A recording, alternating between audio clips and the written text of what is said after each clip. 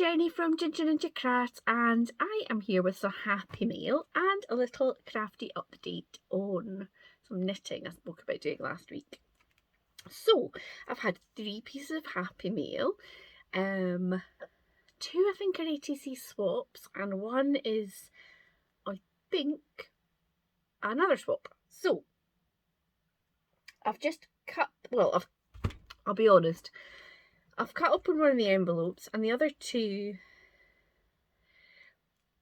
I've had to take the stuff out because it was a wee bit tricky to get it out. So this is not the first time I've filmed them, although I haven't actually peeked inside. I've just taken the stuff out. Now my desk is a total pigsty, but let me see if I can cover up my address and show you these cute envelopes. So this is the first one that came in this morning, and I know that this is from lovely Margaret Flaxman, and I think this is maybe a hometown 50p, no, not 50p, hometown souvenir coin swap. So Margaret and I are both owl fans, and there's another little one there. How cute! So open up and see. Oh, there's a wee letter. Oh my goodness, I've got lots of information. So it is, she's giving me this fabulous postcard.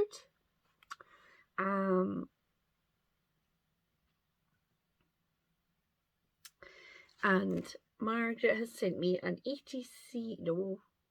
souvenir coin swap for Teignmouth, which is here on the map. I've never been to Devon. It is Devon, isn't it?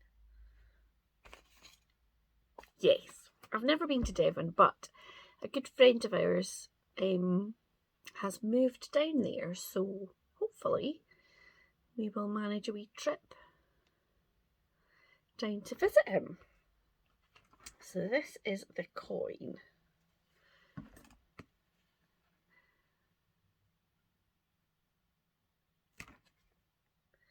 So Teignmouth has got a pier, bucket and spade, and a sandcastle. And Margaret has sent me a big story about Teignmouth. So it's a seaside town, fishing port and parish in the English county of Devon, situated on the north bank of the estuary mouth of the River Tay, about 12, I presume that's how you pronounce it. We have a River Tay in Scotland too, but spelled very differently, T-A-Y. About 12 miles south of Exeter, population 14,749. The first record of Teignmouth, Tengamuda, meaning mouth of the stream, was 1044. Wow. Documents indicate Teignmouth was a significant port by the early 14th century, second in Devon only to Dartmouth. The importance waned in the 17th century. In July 1690, Teignmouth was invaded by the French, who burnt and destroyed it. It was the last place the French ever invaded in England. A notable resident was the maritime painter Thomas Looney, 1759 to 1837. He was famous for naval paintings, one of which was Nelson's Battle of the Nile. I'm going to have to Google that. From the 1800s, the town grew rapidly from a sea fishing port associated with the Newfoundland cod industry to a fashionable resort of some note in Georgian times. Further expansion came with the South Devon Railway in 1846. Today its port still operates, handling china, clay, timber and grain. During World War II, Teignmouth suffered badly from tip and run raids, badly bombed 21 times between July 1940 and February 1944. One casualty was the hospital. It was rebuilt and opened in 1954, making it the first general hospital in the country to be built after the formation of the NHS. Oh, that's cool. Update. We no longer have accident and emergency, and the powers that be want to close it. Isn't that always the way? Wow, that is fantastic. Thank you so much for sending me all that information. I love hearing about people's hometowns. That is amazing. I can't think where Andy's moved to. Wouldn't it be funny if it's Teignmouth? I can't think. But yeah. Thank you very much, Margaret. That is gorgeous. And I love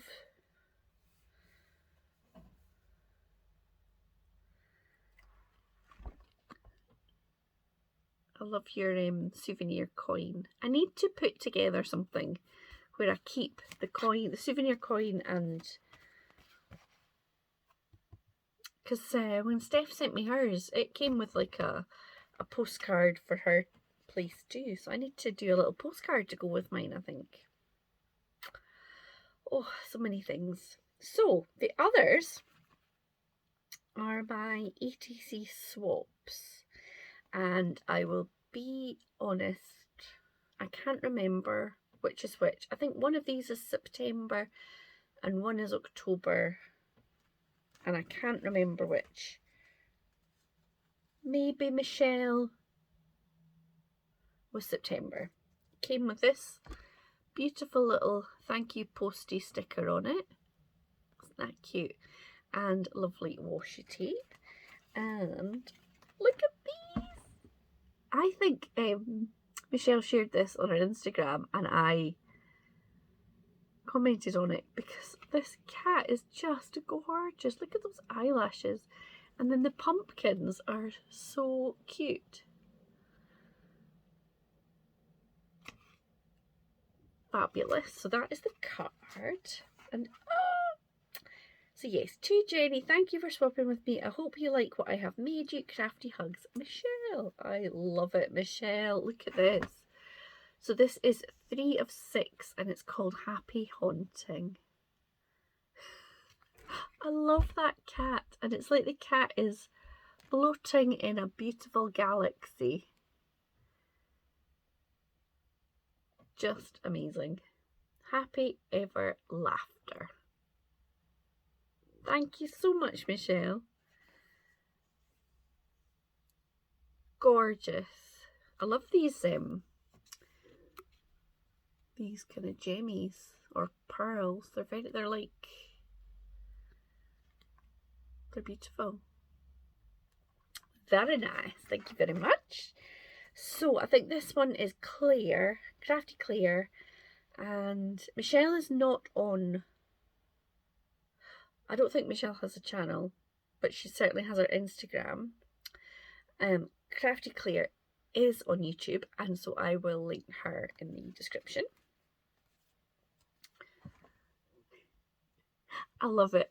Oh, fallen out. It says "Creep It Real," and this feels like it has been made from a napkin. How fun is that? And then this has been cut out and mounted on some black card. Love it. Love it, love it, love it. I'm a bit of a wuss when it comes to scary films.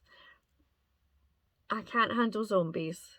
That will give me nightmares. I can handle a comedy zombie, like Shaun of the Dead and Zombieland. As long as there's laughter, I can cope. But I quite like a vampire. For some reason, I don't find them as scary. I love it. Look at this funky little spider here. So, this is from Crafty Claire. To Jenny, it was lovely being your swap partner. Hope you like my Halloween-inspired ETC and card. Hugs, Crafty Claire. And she's got this fab little stamp on the back. So, oh, I love it. Take you out of your little pocket so that you're not too glary. Look at that. So that's better. You can get a sense of that background and that fabulous sugar skull. Now that background, I'm guessing, is it's got some pixie powder or something, I think, on it. Some sort of mica giving you that shimmer. And then I think this has been stamped and coloured in. Or drawn, maybe. Do you know, maybe that's been drawn, actually. It's fabulous.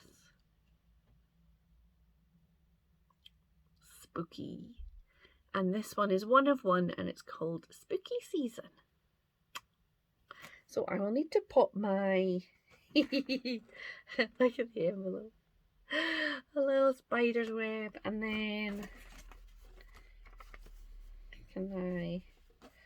there's a wee spider on the front, and then there's also a little ghosty. Oh, I know. Quite often when I do something Halloweeny, people will say, "Oh, I'm not really into Halloween crafting," and I get that. But I do love all I think it's just fun at this time of year. So yeah, so thank you so much to Crafty Claire and to Michelle and to lovely Margaret. I should say Margaret.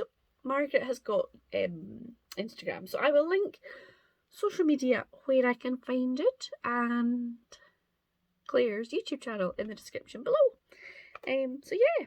Oh, the other thing I was going to do, last week I spoke about how I was going to have a go at knitting, and my theory was that my mum had been a good knitter, so I should be able to manage it.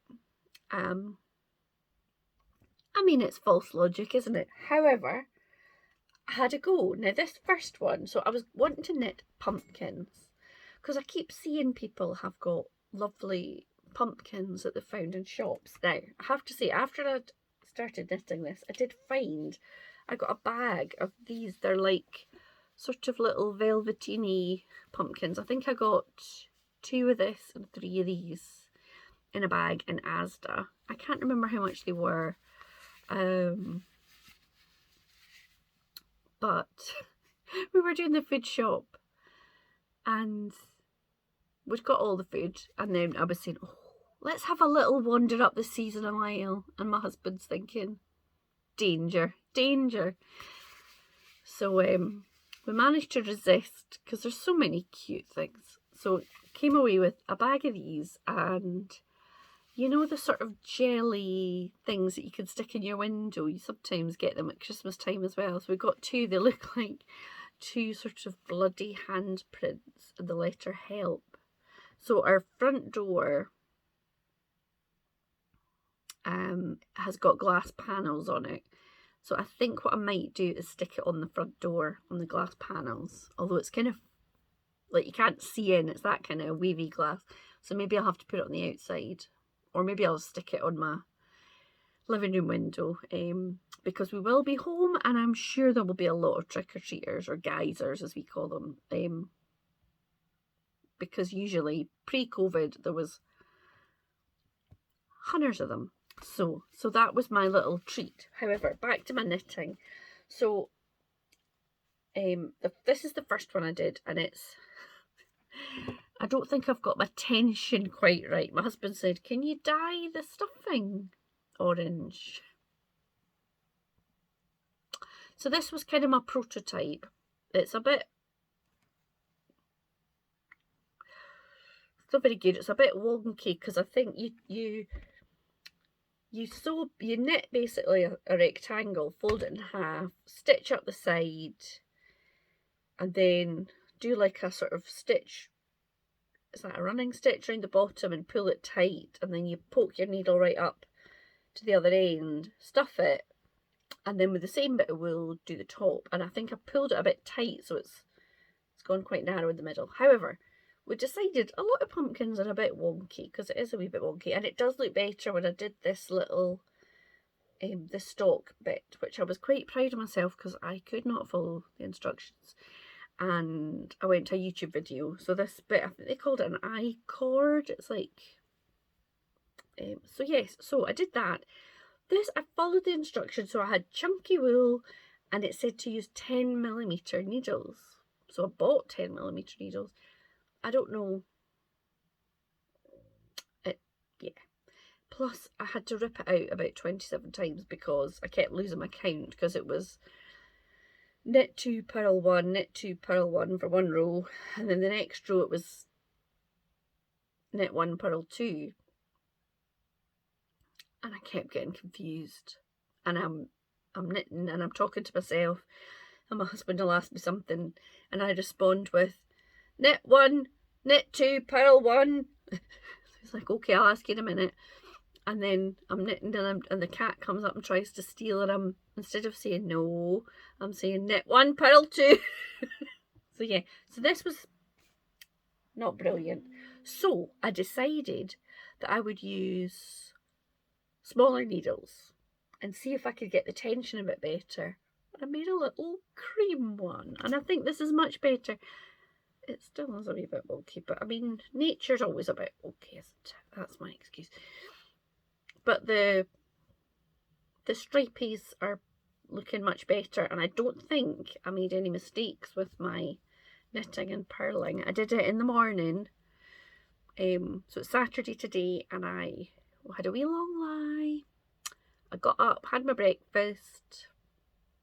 I nipped up to the post office with orders and came back, and then I did it. So I was kind of quite fresh when I did it. And I think that one looks much better. But I think they're not too bad together. So I need to get some sort of bowl or something that I can put my knitted ones. And maybe they look quite nice, don't they? And I did get some other, let me see if I can find it.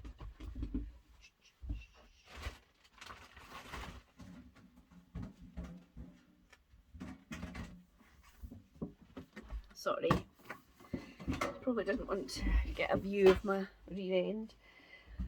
Put it in a tin so that the kittens couldn't get it. But I did buy this chunky wool, which I think it said was extra chunky. So, and I've got an orangey one and what's this one called? Barley. So maybe this would be better with the big 10, not 10 centimetre, 10 millimetre needles, maybe. So yeah, it's quite chuffed. So one is alright, and the second one I'm quite happy with. So yeah, so that is my update. I hope that you're all doing well, having a nice weekend. Are you doing anything nice? Tell me in the description. I have got the house to myself tonight. My husband has gone to Glasgow to watch his South African rugby team are playing at Glasgow, so he's gone to watch that with a couple of pals, and they've got a hotel room they're just going to stay so they can have a few beers, maybe a couple of whiskies, and enjoy the Glasgow nightlife. So I'll see him tomorrow at some point. So yes, I'm going to watch Movie Week on Strictly. I've got myself a bag of minstrels. All week I've been thinking, oh, I fancy some minstrels. So I got some of those when I was at the shop. What else did I get? Oh, some spicy knick-knack crisps. Oh, I know how to treat myself. So there will be me, Strictly Come Dancing, some crisps, some rhubarb gin, and some minstrels, I think. So yeah, that's my plan for the rest of the day. I mean, it's 2 o'clock in the afternoon, so I'll probably manage to do some cross-stitching and things in between. And what else? Last night my husband and I were at the rugby because he's booked himself a few games to go to with these pals. And last weekend, or one weekend, I was saying, oh, I'm not going to see any rugby. So it's like, well, let's book something. Like, okay. So last night we went through to Edinburgh to watch Edinburgh, which is our local team. They were playing the Lions from Joburg. And the Lions beat us.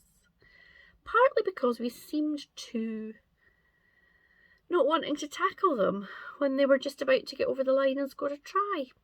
Now, I am no expert in rugby, but there was one point, I think it was the winning try, where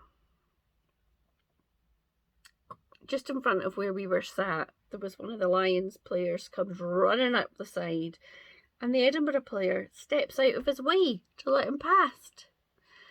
So we're all shouting at him, the Edinburgh player.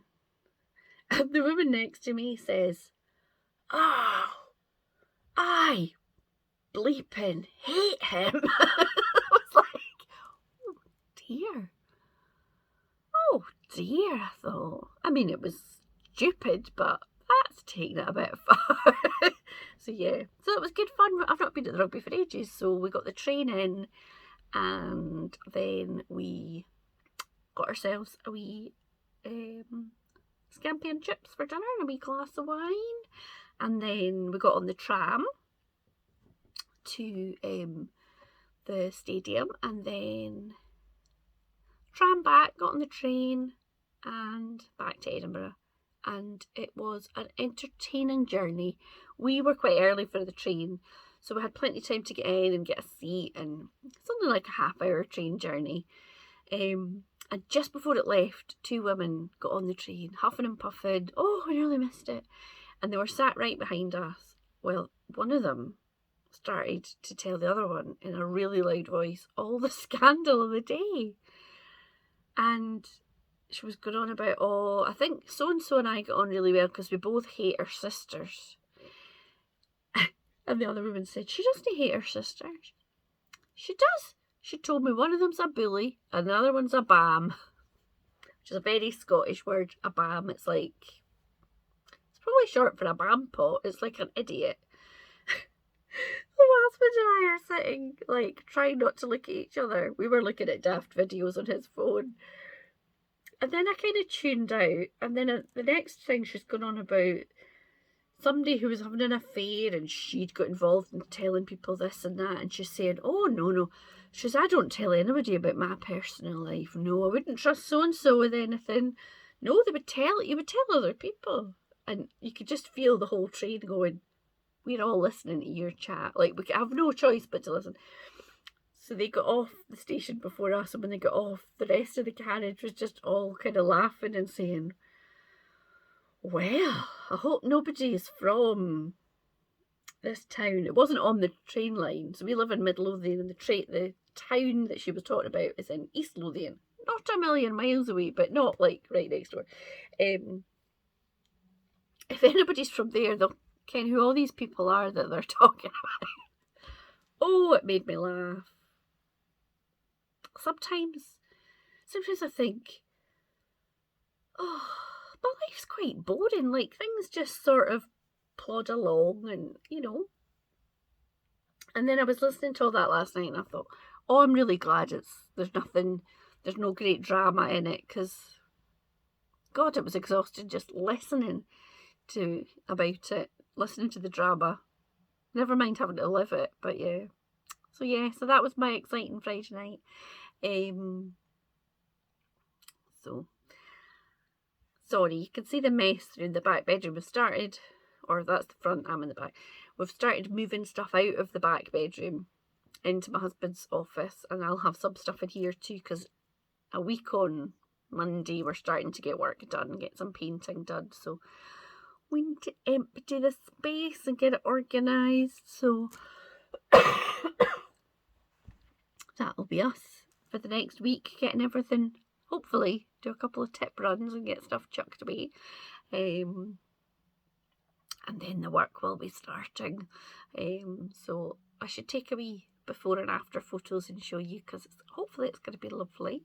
We're getting our bathroom done, our main bathroom, and getting our spare bedroom painted. So that'll be nice. I need to decide what colour it's going to be painted. So however, I've got time to do that. So yeah, so I'll stop waffling. I hope that you have a lovely weekend, whatever you are up to, whether it is way more exciting than mine, or whether you two are watching Strictly with a wee gin and your favourite snack. Whatever you're up to, I hope that you enjoy it, and I will see you back very soon. Take care now. Bye.